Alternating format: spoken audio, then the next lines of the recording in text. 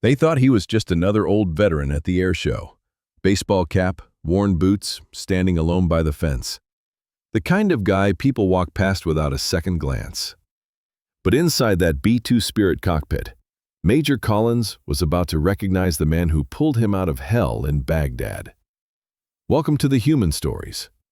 Before we begin this powerful tale of loyalty, sacrifice, and a debt that could never be repaid, tell me in the comments, from which city are you watching today? And if you believe stories like this deserve to be heard, hit that subscribe button. These moments matter. Nellis Air Force Base was buzzing with excitement. Families spread blankets on the grass, kids clutched toy jets, and cameras were ready to capture the most advanced aircraft in the world. The annual Thunder and Lightning Air Show drew thousands. But today was special. Today, they were showcasing the B-2 Spirit, the $2.1 billion stealth bomber that most people would never see up close.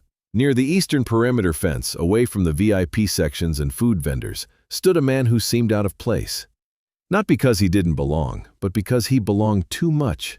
His Air Force cap was faded blue, the kind that had seen real weather, real missions. His boots were polished but worn. His jacket hung loose on a frame that had once been broader, stronger. General Robert Bear Harrison, though nobody at the fence knew that name, had driven 3 hours from his small apartment in Phoenix. He didn't have VIP passes, didn't want them. He preferred the quiet edge of the crowd where he could watch without being watched. The announcer's voice boomed across the field. Ladies and gentlemen, prepare for something truly extraordinary. The 509th Bomb Wing's B-2 Spirit, call sign Shadow 1, approaching from the northwest. The crowd turned skyward, phones raised like digital prayers. But Harrison's eyes weren't searching the sky. They were fixed on the ground crew, the radio chatter he could barely hear, the way the wind caught the flags. Old habits from a lifetime of watching details that kept people alive. At 15,000 feet, Major David Collins ran through his pre-approach checklist. This was routine, a simple flyover for the civilians below. The B-2 Spirit cut through the Nevada sky like a shadow made real, its angular edges defying everything most people understood about flight. Shadow 1, you're cleared for approach vector 270, came the tower's voice through his headset. Roger, tower, beginning descent to show altitude. Collins had flown this bird for 8 years. Iraq, Afghanistan, classified missions he couldn't talk about even in his sleep. But today was different. Today was supposed to be easy. He banked left, bringing the bomber into perfect position for the crowd below. That's when he saw it, the fence line where a lone figure stood apart from the masses.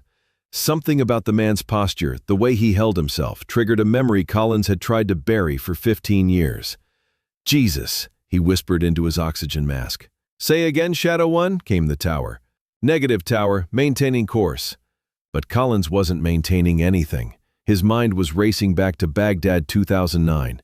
A convoy ambush, fire and smoke and the taste of blood. And a voice, calm, steady, cutting through the chaos like a blade. Stay with me, son, we're getting out of here. Second Lieutenant David Collins had been in country for exactly 17 days when the IED turned his Humvee into a furnace. He was trapped, bleeding, watching his driver die when the voice came through the smoke. Lieutenant, can you hear me? Collins tried to respond, but his jaw was broken, his left arm pinned under twisted metal. The heat was building, the fuel tank could blow any second. That's when he saw him. A figure moving through the smoke and gunfire like death itself. Not running, not panicking, just moving with the kind of purpose that comes from 40 years of putting other people's lives before your own.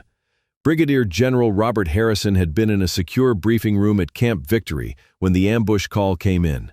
Protocol said send a rescue team. Protocol said stay in the wire. But Harrison had never been much for protocol when his people were dying. He'd taken 2 volunteers and a gunship, flying straight into an active firefight to pull out a kid he'd never met. Collins remembered the general's hands, steady as stone, cutting through the wreckage. Remembered the way Harrison had talked to him, calm and constant, while enemy rounds pinged off the vehicle. You're gonna be fine, son. We've got you. Just breathe. Harrison had carried Collins 300 yards through open ground, enemy fire lighting up the night around them. Never ducked, never flinched, just kept moving until they reached the extraction point. Collins had spent 6 months in recovery. By the time he was cleared to return to duty, Harrison had been reassigned. Collins had tried to find him, tried to say thank you, But the general had vanished into the bureaucracy of a military that was always moving, always changing. Now, 15 years later, at 12,000 feet above Nevada, Collins was staring down at a man who should have been receiving medals at the Pentagon, not standing alone at an air show fence. "Shadow 1, you're approaching show line," the tower announced. Collins keyed his radio. "Tower, request permission to deviate from flight plan." "Negative, Shadow 1. Maintain current approach." Collins looked down again. The man hadn't moved. Hands clasped behind his back, shoulders square, watching the sky with the patience of someone who had spent a lifetime waiting for aircraft to return home safely. "Tower, this is Major Collins. I need to make an unscheduled low pass." "Collins, you're not authorized for—" "Sir, with respect, the man standing at grid reference Echo 7 is Brigadier General Robert Harrison. He saved my life in Baghdad. I'm making this pass." Silence on the radio. Then, "Collins, are you certain?" "Dead certain, sir." "Stand by." General Harrison felt the change before he heard it. The B-2's engine note shifted, deepened. The aircraft was descending, deviating from its planned route. Around him, the crowd began to murmur, point, wonder why the billion-dollar bomber was coming in so low. Harrison knew. Somehow, impossibly, he knew.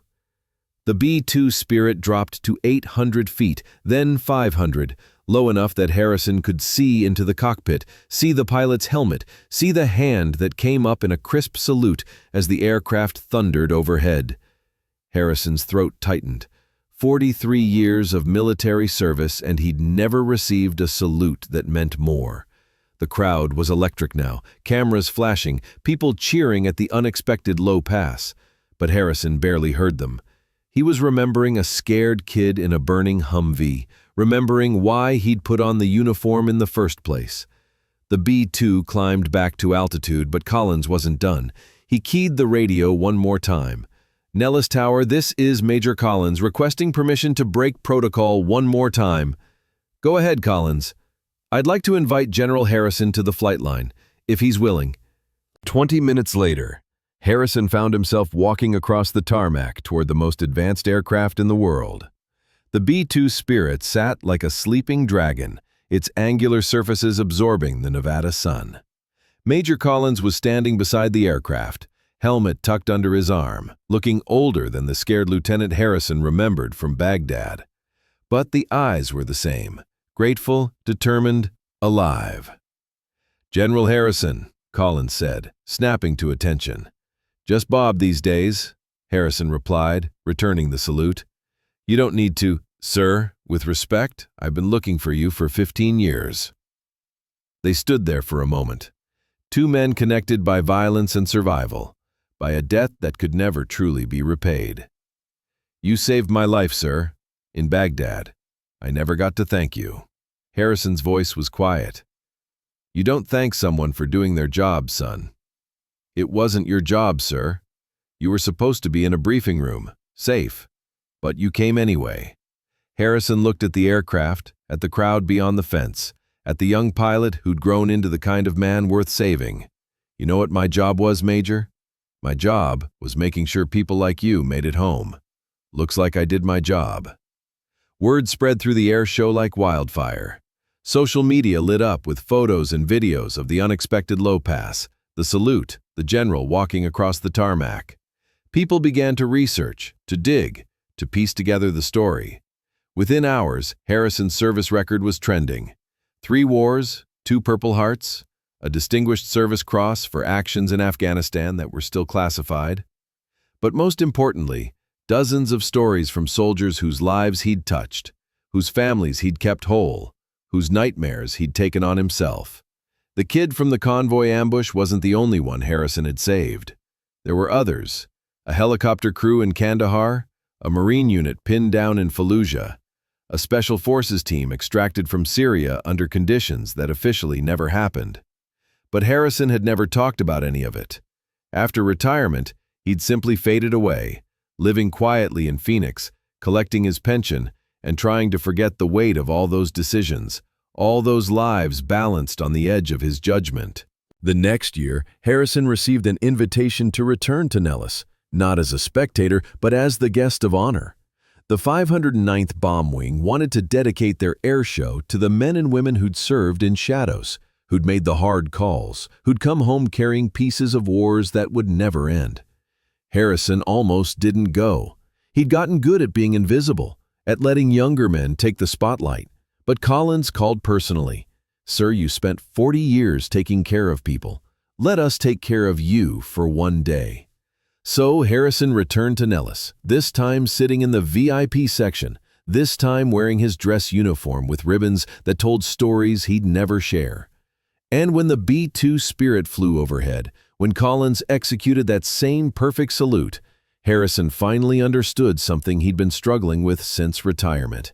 Heroes don't get to choose when they stop being heroes. They don't get to decide when their actions stop mattering. They just get to choose whether to accept the gratitude they've earned. Harrison passed away 3 years later, quietly, in his sleep. The funeral at Arlington was small. Family, a few old friends, and a B-2 Spirit that flew overhead at exactly 1400 hours, just as the honor guard folded the flag. Major Collins, now Lieutenant Colonel Collins, was there. So were dozens of other pilots, soldiers, Marines, sailors, people whose names Harrison had probably forgotten, but who would never forget his. The headstone is simple, just his name, rank, and dates. But if you know where to look, if you understand what really matters, you can see the truth carved into the air above it. Some debts can never be repaid. Some sacrifices echo across decades. And sometimes, 15 years later, at 500 feet above Nevada, a young pilot gets the chance to say thank you to the man who taught him that courage isn't the absence of fear, it's the decision to act anyway. Harrison never asked for recognition, never needed it, but he got it anyway, from the people who mattered most, the ones he brought home alive. And that, more than any medal or monument, is how heroes are truly honored. Not with bronze and marble, but with lives lived fully, with gratitude carried forward, with the understanding that some debts are paid, not in words, but in wings. So I ask you, have you ever met someone like General Harrison? Someone who stepped into the fire when they didn't have to? Someone whose courage changed everything? Share their story in the comments below. Let this space become more than just a video. Let it be a place where honor lives and sacrifice is remembered. And if this story moved you, if it reminded you that real heroes walk among us every day, hit that subscribe button. Because here at The Human Stories, we believe that the most powerful stories aren't found in movies or books. They're found in the quiet moments when ordinary people choose to be extraordinary. Until next time, remember, courage isn't always loud. Sometimes it whispers. And sometimes, 15 years later, it gets the recognition it deserved all along.